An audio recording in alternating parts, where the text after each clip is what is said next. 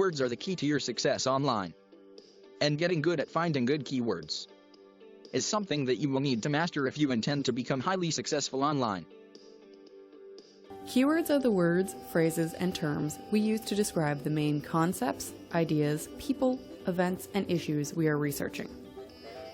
We use keywords to find information in library search tools. Keywords are what drives search engine traffic. And the search engines are always looking to fill the information void. Over half of all searches on Google result in people not finding what they were looking for. And that is because they have entered some search term of keyword phrase that hasn't had a suitable web page of information to satisfy their needs.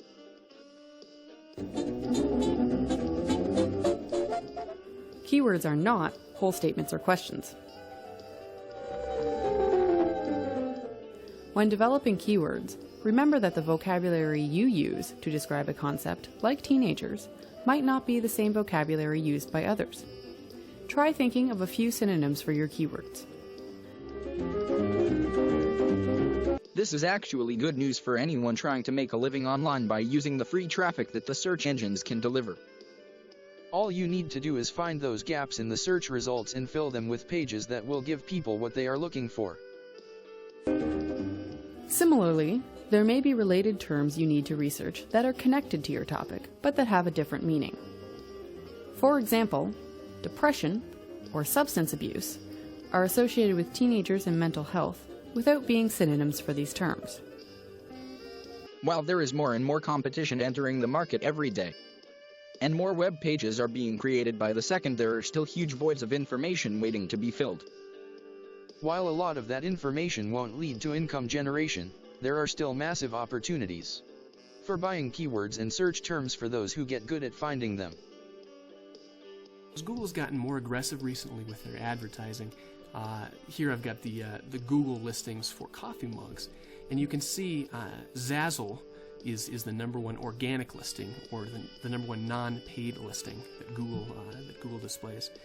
But above them, they've got 3 ads here, and you've also got this big sidebar on the right with a bunch of pictures and paid advertisements. And so there's a lot of stuff competing for that #1 spot that's paid advertisement.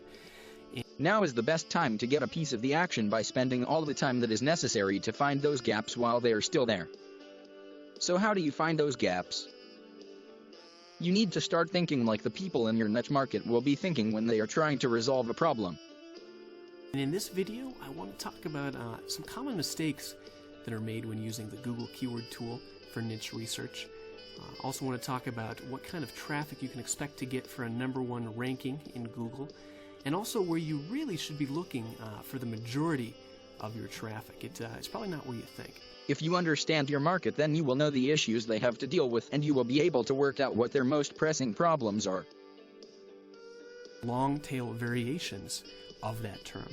So for example, we've got coffee mugs here, but listed below that, the second highest volume query is personalized coffee mugs with 3,600, custom coffee mugs, travel coffee mugs, funny coffee mugs, and these are what I refer to as long tail variations or long tail keywords.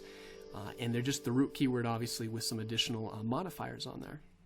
And the thing that's great about these long tail keywords is one, they're easier to rank for because not as many people are going after them, and two, they usually convert at a much higher rate than kind of your primary keyword because they're more specific. And if you serve up a page that's optimized for that term, whether it's travel coffee mug or personalized coffee mug, you'll be able to get a much higher conversion rate on there. So this is where you're going to get 80 to 90% of your traffic. And when you're researching a niche, be looking for lots of these variations. In this coffee mug example, we've got almost a dozen here with more than 500 search terms, maybe more than that. So look for lots of variations in the long tail, and also look for the search font. You want to make sure that you're always going to have it drop off. You're never going to have, or very infrequently, are you going to have the long tail variations have as much volume as your money or root keyword.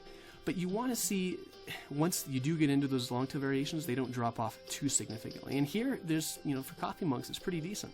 You've got 3,600, 2,900, You've got about, it looks like 6 or 7 there in the 1,000 range, and then we've got another dozen probably, in the 400 to 1,000 range, which is what I would call a deep niche.